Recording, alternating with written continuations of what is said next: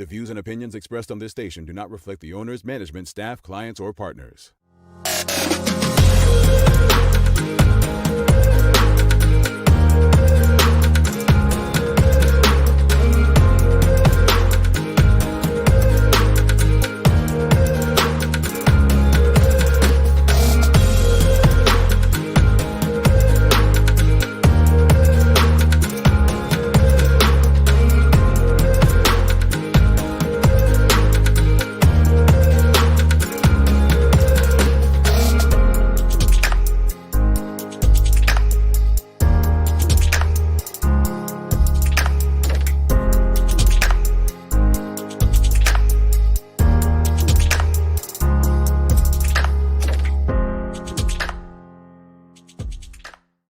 It's Tuesday, the 5th day of January, 2021. Welcome to the Daily Hour, brought to you by Medical House One Communications, Lindos and Elianas. I'm Jamel Hartman, along with Carla Zul. Thanks for making us part of your daily routine. If you're watching online, share the link on Facebook, start a watch party, on Twitter, retweet, just get the conversation out there to your network. Another good one today as Jodi Virgil from Organized Solutions Bermuda stops by. The Daily Plate is a remember when, so Carla is guessing a history question, and it is a doozy.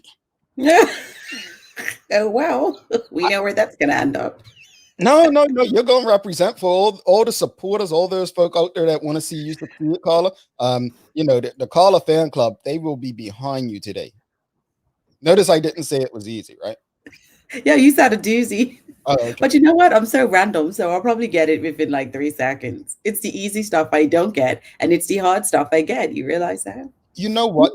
You're very good at social media communication and reading people's status and responding. So I think based on that, the answer has been in social media over the last couple of days. So I think that you will get this. If you don't, you're just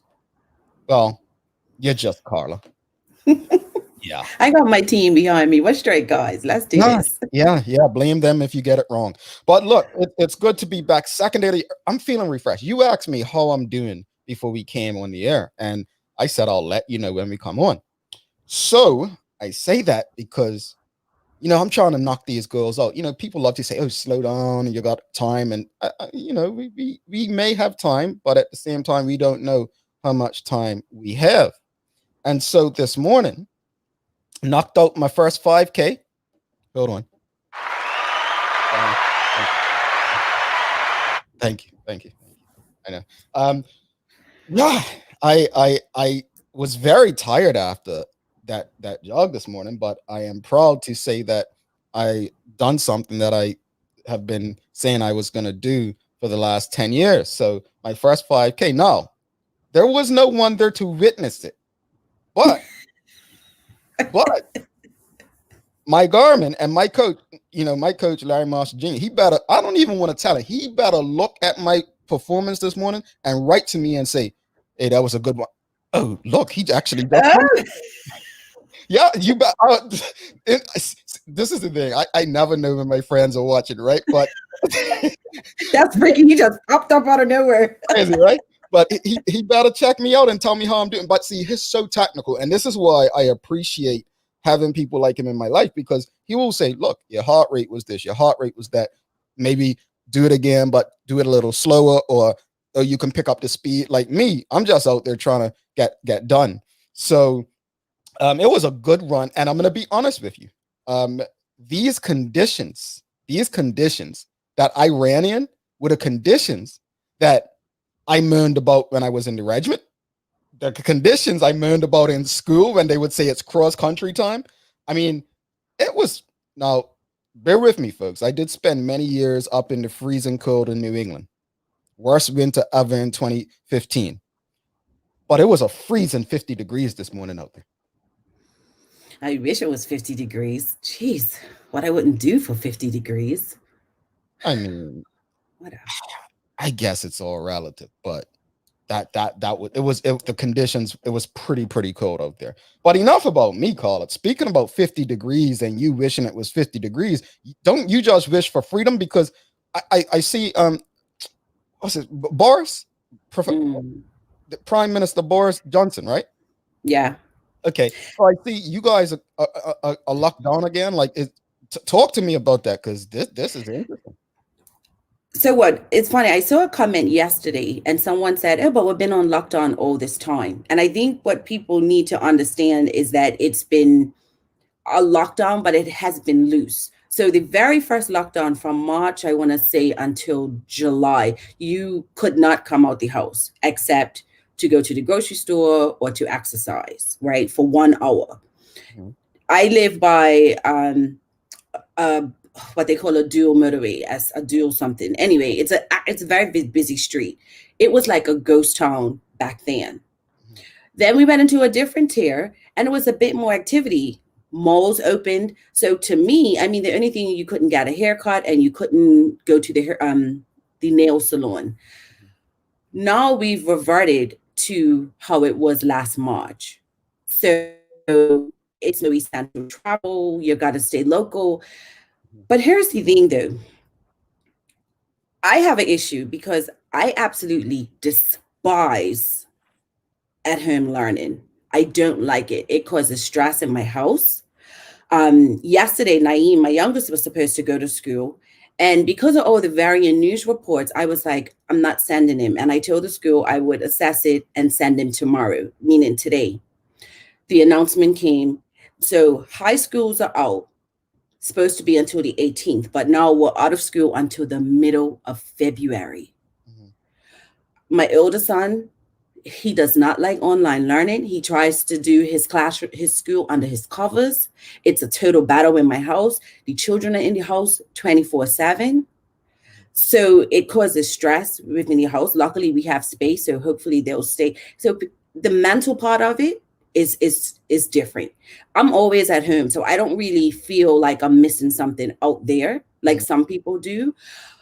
But at the end of the day, my sons are academy players and they still have to, at this point, report for football. I think this is the perfect show for Jody to show up and tell us how to deal with that stress of having everyone at home, and the learning and so on. And I think, Carla, using yourself as a self-employed hustler, you now have to take on the job of the what you send them to school for, right? You have to deal with that as well. Yeah. And keep in mind, right, before I get to the sports part of it, one of my sons has a learning disability. Hmm. So with my older son, I can say, listen, sit to this desk and stay in your classrooms. But with my younger son, I'm going to have to sit with him to give him the assistance that he would normally get at school. So some people may say, well, that's what parents do. And I agree. However, I work from a computer. So we have one computer and we have three people who, in essence, should be sitting to a computer. So does that mean I work all night? Because I have sleep issues as it is, in order for them to have school at day in day. And then who chooses the priority? Who's the priority for using the computer? And I made it clear, my children will not be attending school between 10:30 a.m. and 1 p.m. because that's when I prepare and get ready and do the show. Hmm. So it's a lot of different implications. But now they're talking about this variant of corona that's so contagious. Hmm. Now, why is academy training still on? Because the last I checked, I only live with three children, but yet my boys are gonna go and be exposed to another 60 children who attend academy Hold on, training. hold on. So the lockdown include I did read that it doesn't include Elite football. athletes. Right. But I thought that meant the professionals, not the But it children. also means academy players, because remember, academy players are basically youth professionals as Mhm. such, without money. Without money, people stop. So therefore, it's like we stay in our bubble, but then I take them to training, and the training with children from all, and then let's keep in mind, not everybody believes in the coronavirus, and that's on them. So if my children are playing with co teammates whose family don't even believe in the virus and they're still living the best life, what do you expect my children to? So I have Mm, very mixed emotions about it. But then the children need to get out the house. So already a John is having a indeed. meltdown because it's like, I can't stay home and stay in the house 24/7 for the next 6 weeks. Indeed. Charles Wolf says, Carla, please apply for laptops. The government is making things available. So I think that goes to your comment about Oh, thanks. I never knew that. I want to jump in there because it's so much in what you're saying, and I think with the variant, one thing I've noticed, and I kind of shared a post on LinkedIn as it relates to salespeople yesterday, but there's something that's really it's I have so many questions about it, and one of those questions is, how do people feel based on the situation is not any better than last March? Let's just be honest, right? It's not better. At all. It's not better. What's different is we have more information about it, right? And different governments and jurisdictions have responded very differently to it. What I was thinking about last night as I was heading off to sleep was, you know how you may see something and you're like, wow, I want to do that. Let me see how they did it and try to model that so I can do something similar. Well, I wondered why governments who have been successful at dealing with this virus, other jurisdictions haven't followed them. And the problem I've come up with is ego. Oh, we're such and such. We don't need to do that. We believe in freedom. We don't need to shut down and do that. Oh, we're not going to do that to our people. And it makes the situation worse. But the point I wanted to get to is, how do people feel as the situation is much worse, right? But you're being asked to go back to work. You're being asked to send your children to academy training, or in some instances, school. Well, like what's going through your minds? Because to me, the reason this situation is out of hand is pretty much ego. See, but I see it a little differently, because I'm wondering, because someone brought up the example of people in Asia, how because of the system, people are more compliant, right? Because I'm watching Boris Johnson and he's giving the announcement, and people are actually saying, oh, I'm having a party tonight. Oh, let's all meet up. And so I wonder if it's a cultural thing because of this ego that you said that may be giving these people these freedoms. Is it that they just don't care? Because to me, it's cultural, but what I mean ego is not what Boris Johnson's doing, it's the time that he's doing it in. So I got you. But they immediately shut down. So if you would have followed those other countries from jump, then there's no ego involved. Well, let's be for real. Sorry, let's be for real though. He never took it serious in the very beginning. That's my point in terms of ego. From the beginning, it's not what they do now, and that's why I prefaced it with saying letting it get out of control seemed like some sort of ego thing. Yeah, I think it's cultural. It is definitely cultural. Like I said, that our freedoms, like when you start to hear those comments and conversations, I think, and it's something I've had an issue with when I was young. I used to always hear people say things like freedom of speech. There's no such damn thing. You try being a black boy and talking about, well, I can say that I have freedom of speech.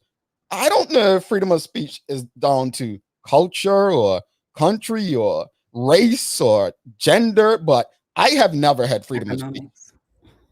I mean, there may be freedom of speech, but freedom of speech does not mean freedom without consequences from a lot of us. So I don't know. When I hear the term freedom, oh, you're messing with my freedom, I just hear selfishness. So going back to it, I do think that having those that's in other countries that were more compliant, their people culturally know that when government says something, we must do it. Yeah, I think that's cultural, but it also comes down when you look at the countries who haven't managed the spread well, their leadership have ego challenges. Well, here's the thing, and I was saying in my family chat last night, people can believe whatever they want to believe or not believe it. That's on them, and to each his own, right?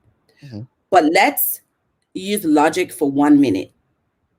Something is happening in this world that is killing people, making people ill. You cannot take away from that. So how about if we just try to comply and see what happens, then keep saying something doesn't exist and the numbers are still rising? You got to be totally stupid, in my opinion. And yes, I'm saying stupid, to keep thinking that nothing yet all this result. So how about if you try something different? Let's see what happens. Because I think sometimes this is where they say what you do comes back and bites you in the tail. This is what's happening. You can't ignore these statistics. And people, I have friends who I have to like mute them now because they're saying it's no this, it's no that. And the numbers are going up and up. And yet you're going to be in a protest saying, oh, against the lockdown. Like, really? Well, I'll say this. I mean, I hear you and I see it as well. And I don't enter those debates. I don't even, I just don't see them anymore. They're not in my news feed. But I'll say this much. There's, as you said, people are going to believe what they believe. I mean, James Burt says too many only believe things when they actually happen to them. And interestingly enough, I think Carla and I had a discussion about this yesterday off air when I was saying, like, just using conscription as an example. You know, we used to say to people all the time to get them understand how conscription was comparative with slavery. You should not have to had been an enslaved person to understand that slavery was wrong. So you shouldn't have to experience the virus at its peak to understand that it could be dangerous. But I'll say this here.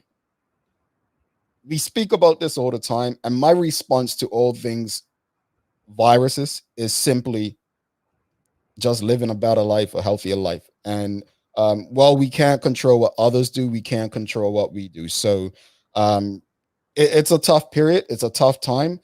Unfortunately, governments are ego-driven. I just remember when Jonathan Smith, former Senator Jonathan Smith, was on this very show, and we asked him why doesn't he run for government, and he said he just doesn't have an ego, and he said you need an ego. So I think when egos get in the way, we have these bigger problems. But let's get to the news.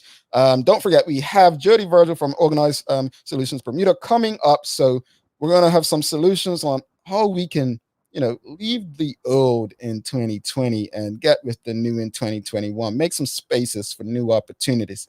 Trying to think, what did I leave in 2020? A few pounds. Do you know, I actually, after my juice fast, I don't weigh myself often. I weighed myself on Friday. I was 177. You weigh less than me. and that's probably the heaviest I've been in a few years. And I got on the scale yesterday and I was 172. That's just from juice fasting because I wasn't able to exercise as much as possible. But crazy how certain things make a difference. But it wasn't. Let me be clear. It's not about losing weight. It's about being healthy. It's a difference, folks. Let's get over to Carla for the news. We'll be back with Jodi Virgil from Organized Solutions Bermuda.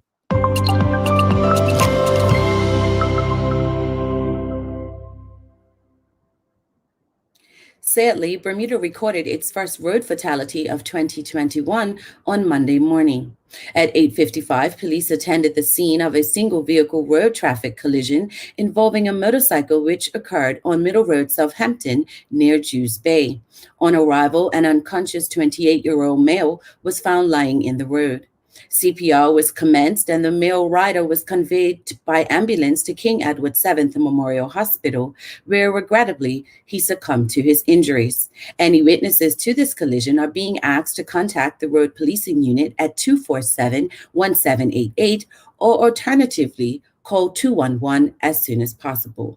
The Daily Hour extends its deepest sympathies to the loved ones of the deceased.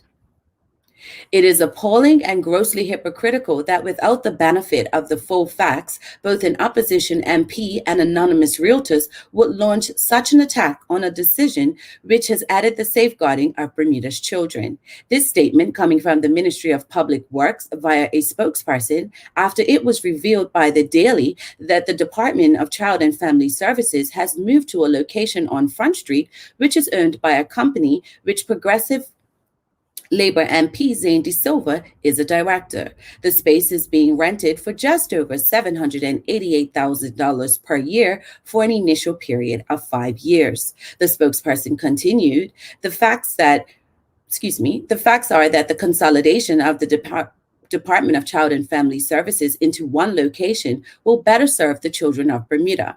After years of being ill-housed and unable to meet basic international standards for core functions, 131 Front Street is ideal as it provides adequate space for the entire department, including the security of underground access, a suitable modern technological interface, and Vitally, a secure space for the sexual assault response team to conduct investigations to international standards. The site presents value for money and demonstrates the priority of this government when it comes to addressing the needs of the island's most vulnerable. End quote. January 5th is Bird Day. There are a lot of different species of birds in the world. Different people have different relationships with different species. As such, one could easily imagine that there are actually numerous bird days in the world serving different purposes varying by region. I love Chicken Day personally. Birds are important to our ecosystem. Many of them sing, and quite a few of them look pretty. Of course, many species of birds are also eaten by humans. Here's an interesting fact. Approximately 12% of the world's bird species could face extinction in the next century. That includes nearly a third of the 330 different species of parrots. Turning to weather, the high temperature in Bermuda today will be 70 degrees, while Washington, D.C. will see a high of 42, and 41 will be the high in London, UK.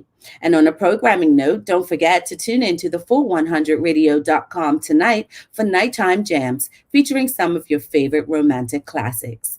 That's your Daily Hour news break. Bird Day. Yes, it's Bird Day today. It was also Whipped Cream Day, but I thought we'd keep it PG and stick to birds. Whipped cream goes over food too, Carla. Anyway, condolences, yes, to the young man who lost his life yesterday. Definitely not the way we want to get off in a new year. So condolences to the family and friends, and may you be surrounded with love and comfort at this time. We're going to take a quick break. We'll be back with our guest for the day, Jodi Virgil. Good day, Medical House Doris speaking. Can I help you? Medical House is Bermuda's leading one-stop shop for healthcare. Bermuda's top doctors, dentists, care homes, and the hospital choose Medical House for a wide range of products. Anything that we ask them to do, they come through. These same professional quality products are available to you for home health care. If we can use them, we definitely do so. Medical House is best known for its uniforms and footwear. It also has restaurant uniforms that stand up to even the toughest shifts. If you're on your feet all day, Medical House has comfortable and stylish shoes that are also durable and easy to clean. Everyone needs some help cleaning up, and Medical House has got it. Leading-edge janitorial, facility, and maintenance supplies are all here. Medical House is on Millreach Lane in Pembroke, where there's private parking right outside the door. Call or visit Medical House today.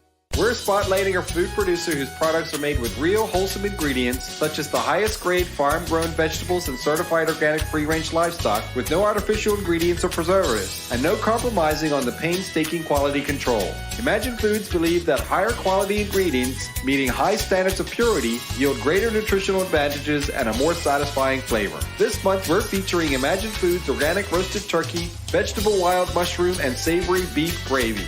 Lindo's. Why go anyplace else?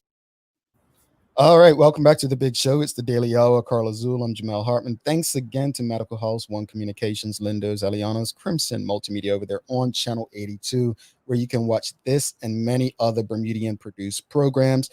Just a programming note that the replays of the Daily Hour will now be at 7 p.m., I believe, or 8 p.m. But hold on, let me check, because folks, I can't be giving you wrong information.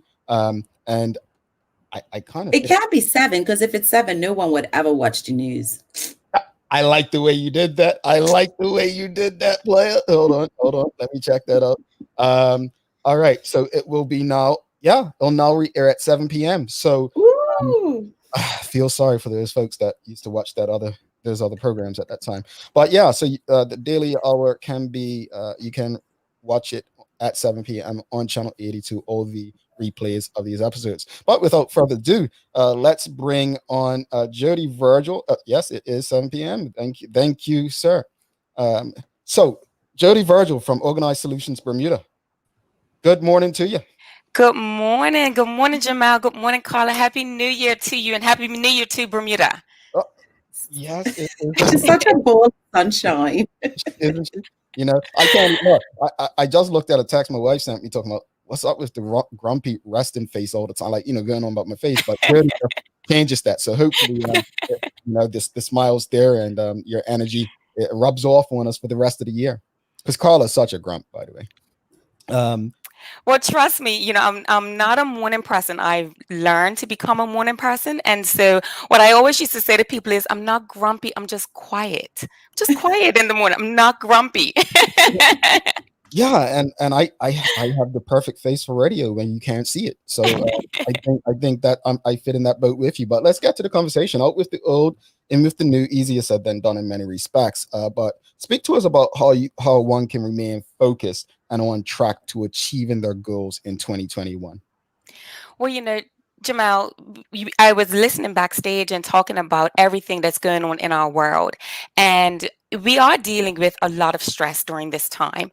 Carla, you were speaking about, you know, the stress that takes place when schools are closed and, you know, when the children are home. And that's something that we're all facing. One of the things I think that's really important when it comes to kind of resetting ourselves is just doing something different. Sometimes we just have to reset. I'll give you an example. Over the holiday, we decided in my household that we were going to go swimming on Christmas Day. So we had the idea, and of course there was, you know, all kinds of time and opportunity to back out. But we, you know, went ahead with it. And I've never gone swimming in the winter. I've never gone swimming on Christmas Day, but because this is such a different year, it was going to be a change. And so we said, right, let's just grab the change and let's just take control of it and make it what we want it to be. No matter what's going on, we want to make it what we want it to be. And so we went swimming on Christmas Day, and then we did it all over again on New Year's Day. And so I say that because even though it was a little intimidating, a little scary, super cold, it was so refreshing. And sometimes we don't even know what we're going to get when we make a different decision. And so with that, I would say the first aspect comes to doing something different. And when I think about kind of organization and decluttering and focusing on our goals, you know, we have to start with a vision. I recently read an article, and you know, I came home kind of raving about it the other day, and it was about a philosophy called Kaizen, and it's based on Japanese philosophy, and Kai meaning change for the better or improvement, and Zen meaning good. And the idea is that we always want to be making small incremental steps.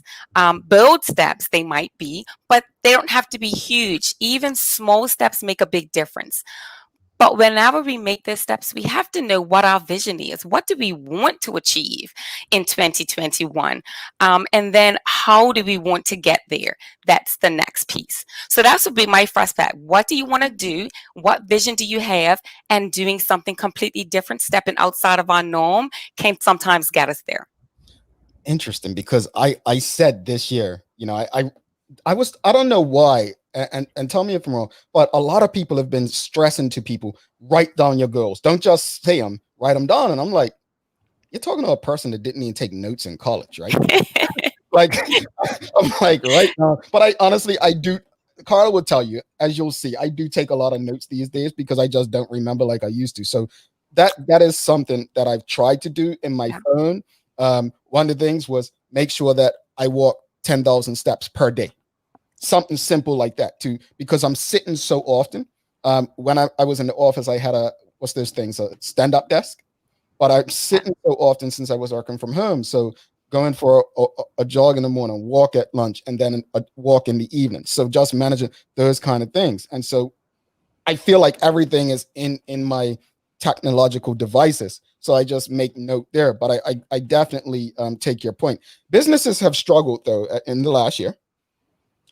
Restaurants, gyms, beauty salons. We've had a lot of people from those respective industries on this show in particular. Their employees have struggled as well, especially people. And I'm going to use my profession as far as sales goes. You know, if people don't have money, they don't buy, especially luxury items, right? But as we look at the new calendar year, what kind of services do you offer through Organized Solutions Bermuda that can assist people who may be in a space where they don't know what their vision should be going into 2021? Sure. For me, we offer coaching services and training. And in particular, one of my favorite aspects that I work with are helping people to declutter their homes. And, when we talk about, businesses, and we've all felt the effects of COVID, and all of a sudden, all of us have been in the house more than ever. And so for us, when we think about decluttering, I often start there with folks with coaching, because when folks have a lot going on, whether it's work, children, they're still trying to run a household, and the outside stresses of COVID. When you come into your house, you really want to make it a peaceful place. You really want to ensure that when you walk in the door, you feel good about it. And it's nothing worse than walking in and you walk into clutter. And so that's the first place that we think about when it comes to kind of feeling better. What is clutter? People are often asked, what's clutter? It's different kinds of clutter. We have physical clutter, which could be clothing or shoes or those junk drawers that we have. We might have emotional clutter as well, and that is an element of the coaching that we typically start with it first. What are the beliefs that might be holding you back? What are some experiences that perhaps you haven't processed? Because once we're able to kind of attack that and kind of get to the root cause of what might be holding us back, we can then move forward. So that's a second kind of clutter.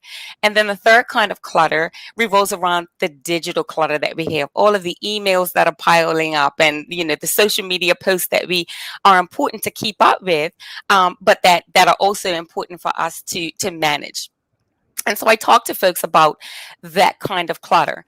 There's three kinds. And when we think about kind of making those first steps, it's important to identify what that type of emotional stand place or standing zone that we're in. It's important to identify that so that we can move forward. And so the conversations that I have with folks are really just to do that. Okay. So, hold on, I'm just laughing because I have 25,000 unopened Gmails. And people always look at it and they're like, does that really say 25,000? And it drives people crazy. Yeah. And it's a lot to keep up with. Oh, it is. I mean, I think across emails, I think that probably is normal. So thank you for saying that, Carla. I don't feel as guilty now. But I want to stick to digital clutter, right? Since we're on that. Just yesterday, we spoke about politicians using social media to remain accessible to the electorate. And Carla actually mentioned that if some are not tech savvy or don't have the time, that they should hire someone to do it for them. Now, this may be expensive, right, to some, but how important is free time and downtime to overall wellness and productivity in that respect? It's super important. Right now, we are in an age where we do, depending on the kind of work that we do have to have a presence on social media. I'll be honest, I took a step yesterday. I've had an Instagram account for, I don't know, a year plus. I'd never made a post. And I said, right, in 2021, I need to kind of step that up. And so I did that yesterday, made my first post. I'm super excited about it. Made a second one today.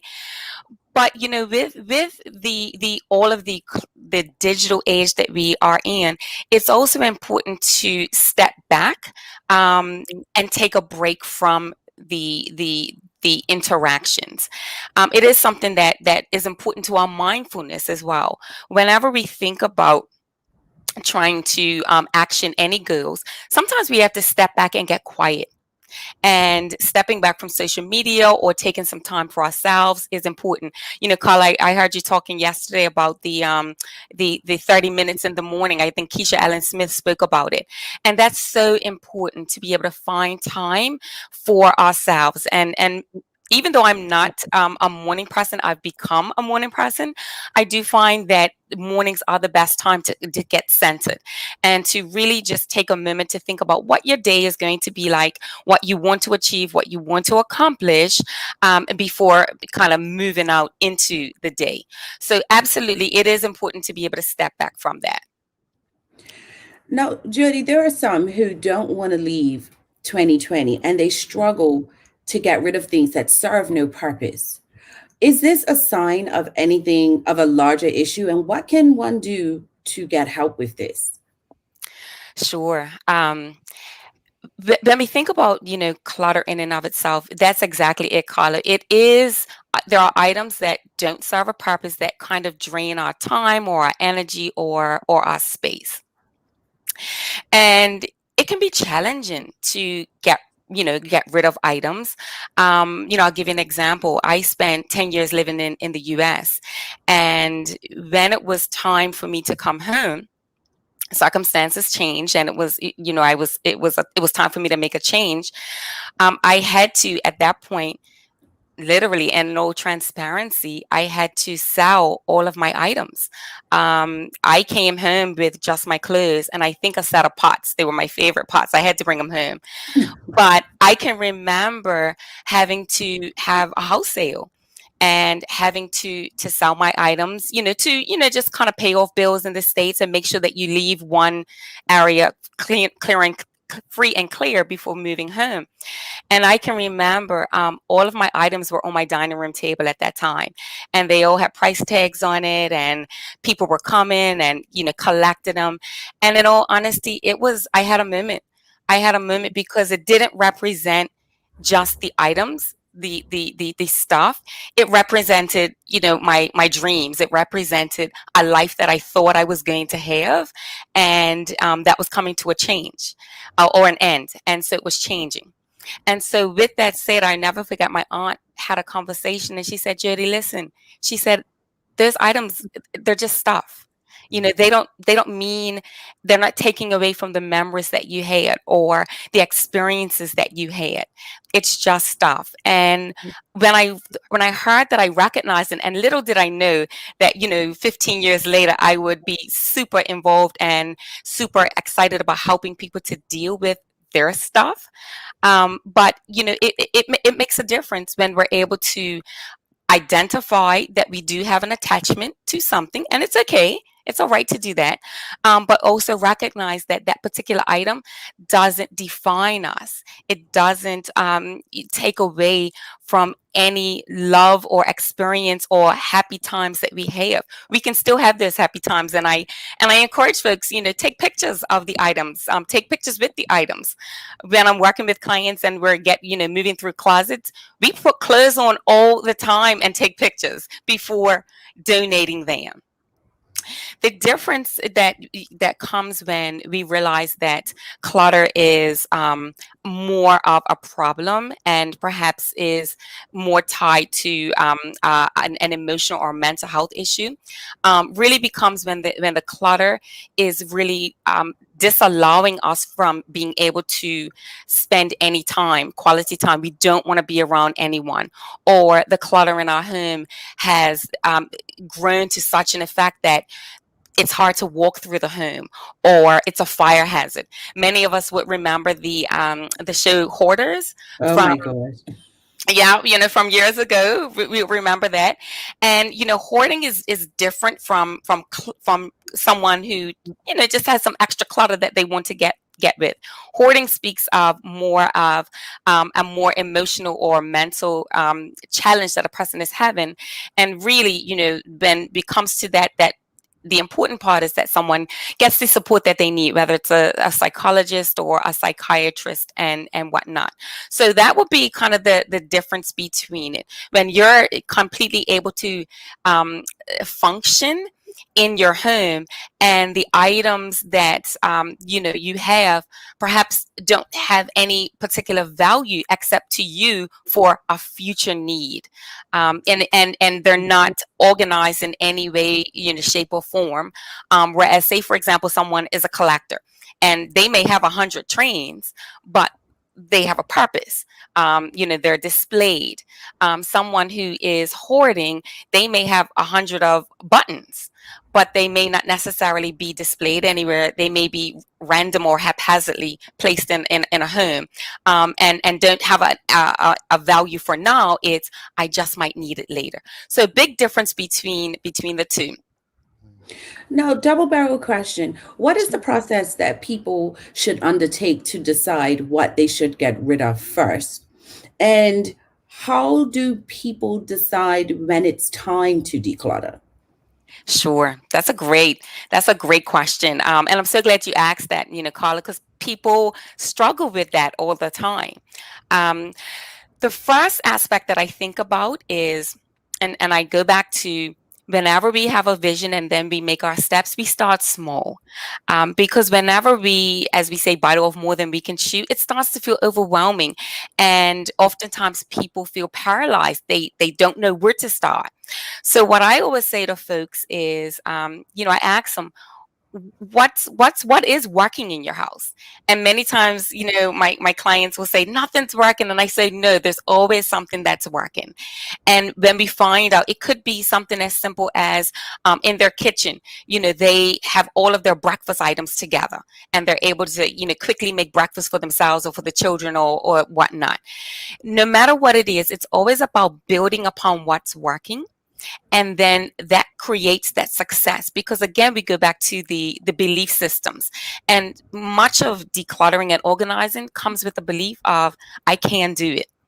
And so once we recognize what is happening and what is working, I then say, right, what is driving you absolutely bananas and bonkers? Sometimes I get everything, everything's bothering me, but oftentimes we're able to kind of narrow down on, a person saying, right, when I walk in my house, it just feels as if it's constant mess as soon as I walk in. And so oftentimes we start exactly where the person is feeling they have the most angst about something. Because at that point in time, it allows us to have a quick win, and it allows us, success breeds success. And once we're able to figure out where to start, it makes the process easier. Then I always go back to, what is it that you use, and what is it that you don't use? Many, professional organizers, you may have heard of, Marie Kondo or whatnot. And, her aspect is what sparks joy with you. And for me, I go a little bit further in the sense of, I say, what takes you back to a time where, you feel great in this outfit, or you really need this particular, home item, something that has a purpose. And if it doesn't have a purpose, or if you haven't used it in certainly more than a year, then it might be time to get rid of it. And by getting rid of it, I don't necessarily mean throwing it away. I've worked with so many folks who've been able to donate items to folks here, which is fantastic, because they know that other people can use what they're not using. So if it's something that you're not needing, then we can kind of spread that abundance, if you will, because if we don't make room for new experiences, then there's going to be a blockage, and we won't be able to receive what we're meant to have. So really clearing space really is talking about clearing us for opportunities that we need to have. Now, excuse me, I know some people use the new year, the new calendar year, as a reboot as such, right? But how often should one declutter? It really depends on personality styles. And, whenever we talk about kind of getting into a routine, I always talk to folks about, we have to find kind of a process that works.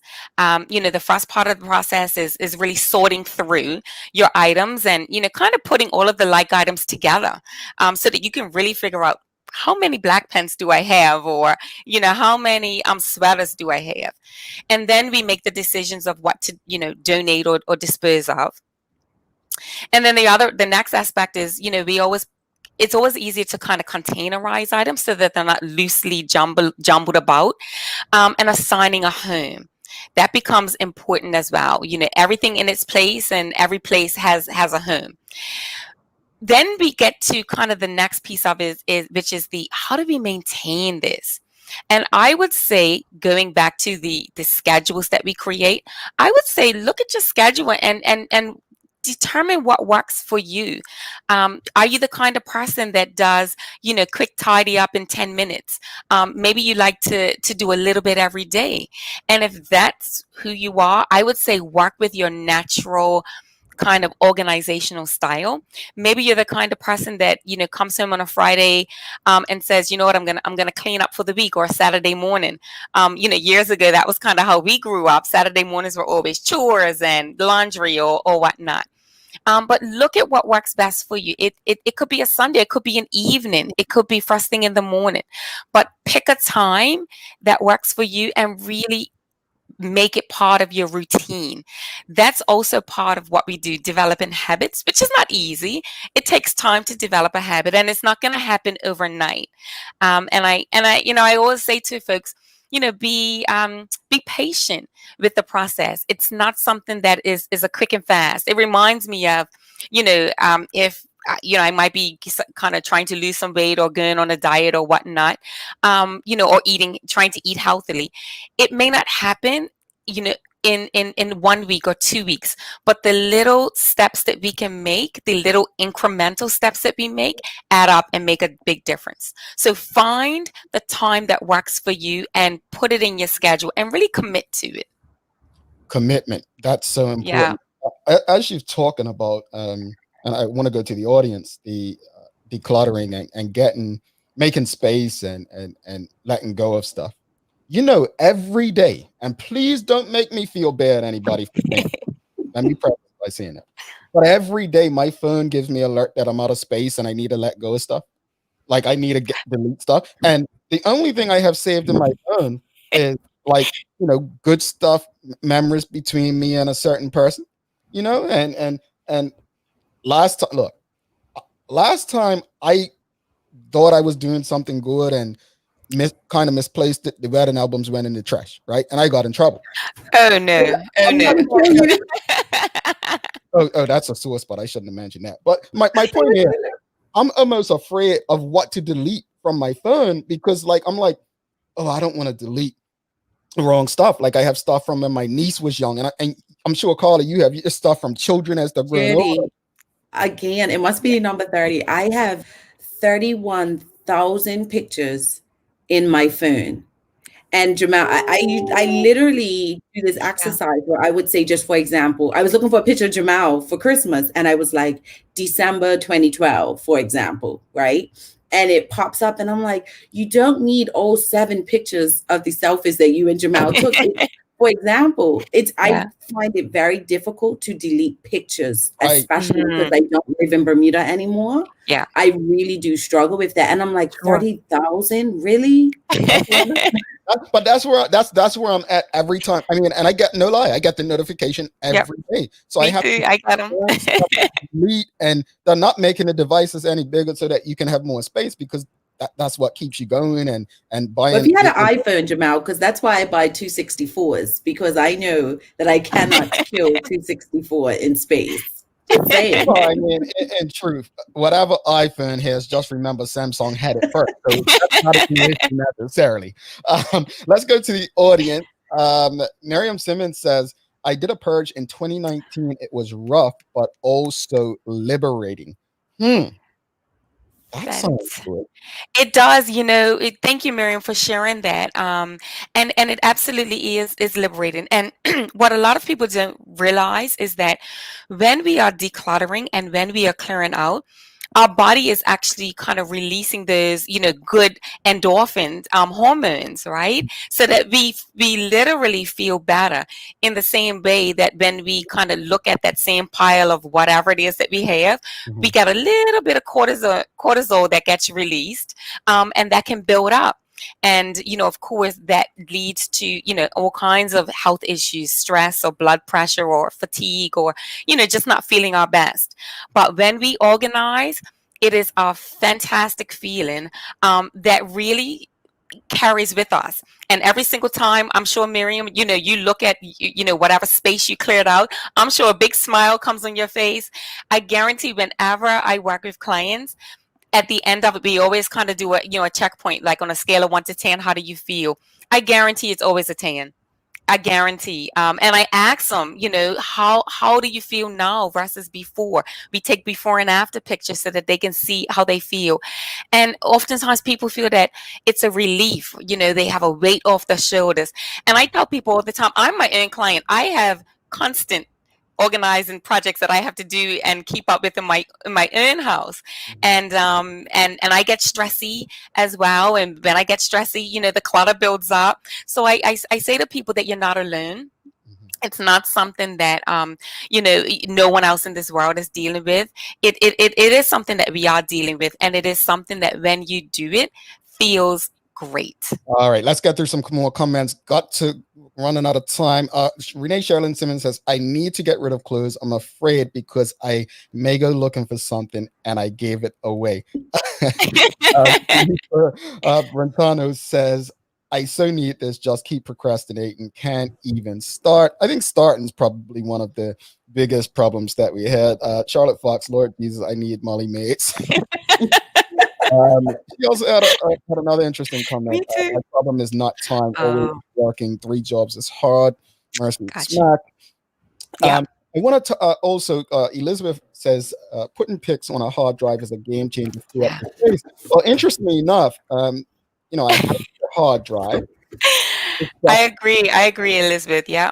It's just a matter of actually doing it for me. I mean, I have it. It's just like, okay, so when you gonna do it? And I think that comes back to what you said, Jodi, about making the time to just do it.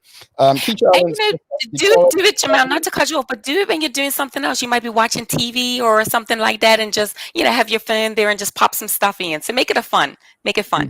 Indeed. Keisha Allen Smith says decluttering is a great way to improve mental clarity and peace of mind. That is important. It is. Yeah, I mean, it's helpful. I'm just sitting here thinking, I know someone who's watching this just probably got my stuff in a box already. Look, I'll just help you along with this process. yeah. But Jodi, tell people how they can get in touch with you, Sure. to get you to assist them further. Sure. Give me a call. WhatsApp me 704-3725. And listen, this is what I'd say for the audience today. If any of the listening audiences out there, and they want to send me a picture of a space that you want to organize, right? And what we'll do is we will kind of collect up and we'll choose a picture. Maybe I'll do a poll or something on social media or whatnot. And we'll maybe post some of the pictures, and I will provide you with a complimentary session. So send me those pictures, 704-3725. You can WhatsApp me, and we can get you started. Many times it's hard to start. We feel paralyzed, but it can happen. I'm on Facebook, Organized Solutions Bermuda. You can find me, Jodi Virgil. I'm on Instagram, newly on Instagram. I'm proud of myself.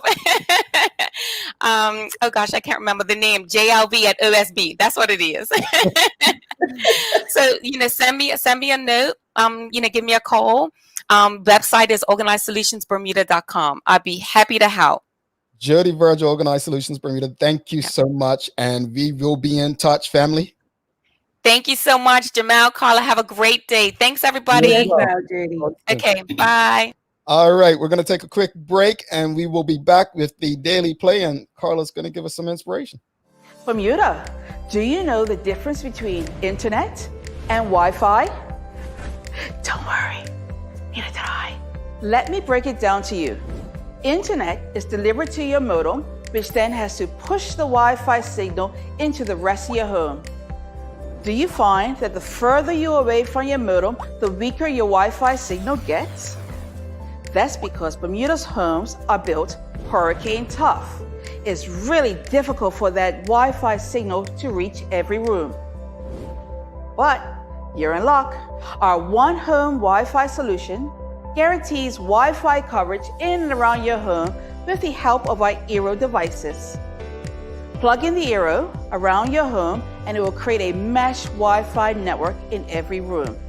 Check us out at One Today to sign up and make sure you can stream, work, and play from every corner of your home.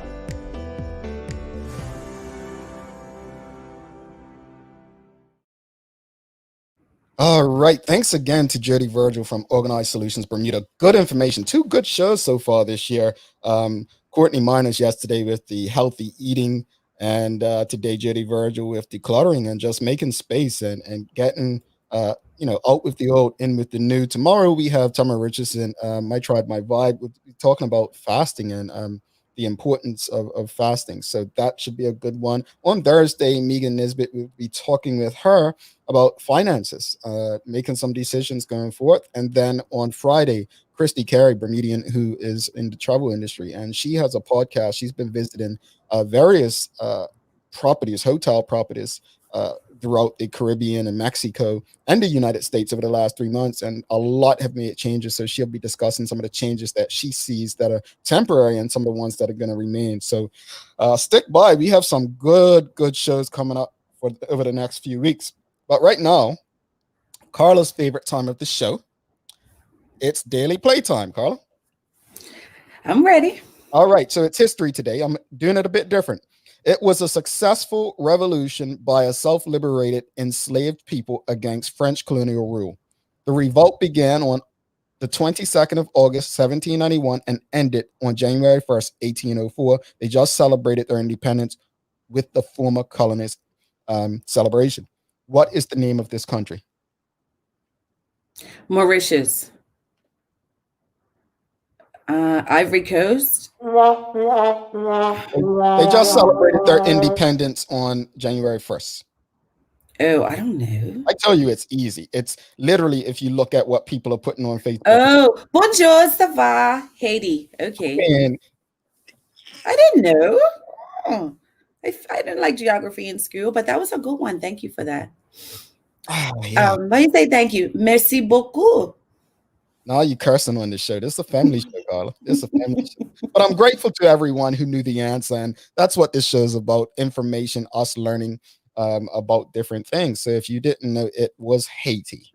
Okay, I'm 0 for 2. You got on my nerves now. 0 for 2. Yes. Who's keeping count? 0 for 2. I'm supposed just to be David, but here it is. Yeah, 0 for 2. Keep the stats, Dave, because we're gonna make up for it. I love the folks who do know the answer. That makes me feel good, though. What are they your Google it? They Google it. Yeah, that's true. They do have enough time to Google. Give us some inspiration before we get final thoughts. Actually, the strongest people are those who win battles we know nothing about. Unknown. There you go.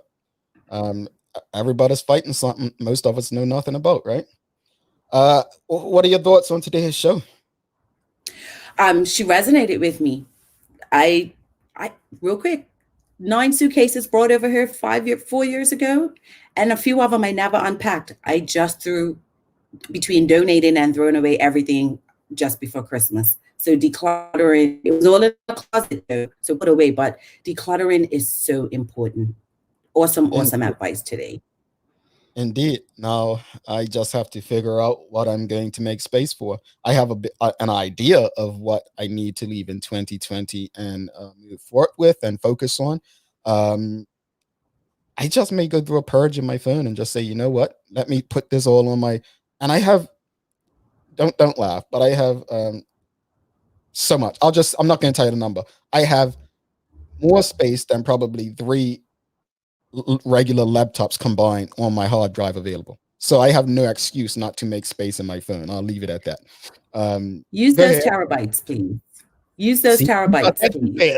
I see, you had to embarrass me. See, I said I'm not going to say how much. Yeah, I have a good amount of terabytes in there. I'm not going to give you the number though. But no, it is important, and I like what Keisha Allen Smith said at the end as well. You know, it's and as others they said, it's liberating. Clarity, peace. It brings so much to your life. Any final thoughts for the audience, Carla, before we let them go? Oh, happy 60th birthday today to Robert Durham, who has been with us since day one. He couldn't make it this morning, but happy birthday to Robert. Thank you for saying that. And I did see, I think Dawn put it up. So happy. Robert don't look a day over 35. Looking good, brother. Thank you for your support and hope you have the best birthday ever. So definitely a big happy birthday to you. Thank you. As always, we appreciate you. We love you. And we thank you for making us part of your daily routine. If all goes well, we'll be back to do this again with you tomorrow. Carla Zul right there. I'm Jamel Hartman. We're out.